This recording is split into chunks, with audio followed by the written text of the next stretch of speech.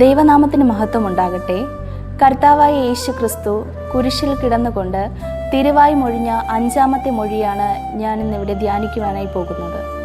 യേശു ക്രിസ്തുവിൻ്റെ കുരിശിലെ മൊഴികളിൽ ഏറ്റവും വേദനാജനകമായ ഒരു മൊഴിയാണ് എനിക്ക് ദാഹിക്കുന്നു എന്ന് കർത്താവ് പറയുന്ന 5-ാമത്തെ മൊഴി.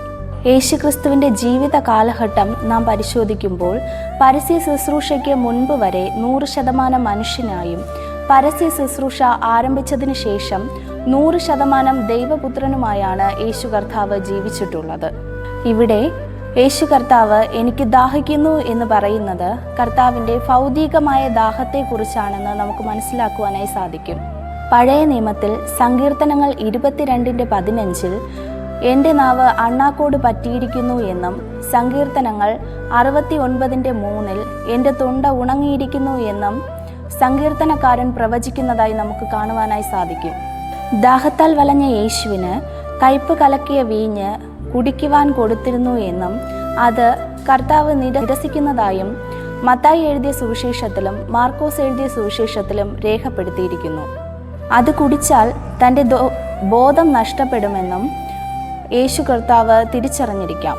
കുരിശിലെ പീഡകളും അതിൻ്റെ വേദനകളും ഏറ്റെടുക്കുവാൻ യേശു കർത്താവ് തയ്യാറായിരുന്നത് കൊണ്ടാണ് പടയാളികൾ നൽകിയ വീഞ്ഞ് കർത്താവ് കുടിക്കാതെ നിരസിച്ചതായി എന്ന് കരുതപ്പെടുന്നു. പടയാളികൾ അവനെ പരിഹസിച്ചു, അവന് പുളിച്ച വീഞ്ഞ് കാണിച്ചു എന്നാണ് ലൂക്കോസ് എഴുതിയിരിക്കുന്നത്.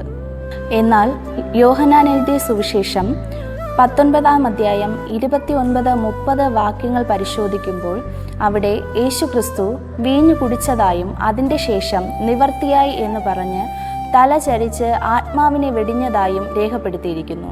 ഇതൊരു ആത്മീയ ദാഹമായും ചിത്രീകരിക്കപ്പെട്ടിട്ടുണ്ട്. പാപത്തിൽ അകപ്പെട്ട് നശിച്ചുപോയ മനുഷ്യവർഗത്തിൻ്റെ രക്ഷയ്ക്ക് വേണ്ടിയുള്ള ദാഹം. ഈ പീഡാനുഭവ നാളിൽ ക്രിസ്തുവിന് വേണ്ടി ദാഹിക്കുന്നവരായി മാറുവാൻ നമ്മെ ഏവരെയും ദൈവം അനുഗ്രഹിക്കുമാറാകട്ടെ.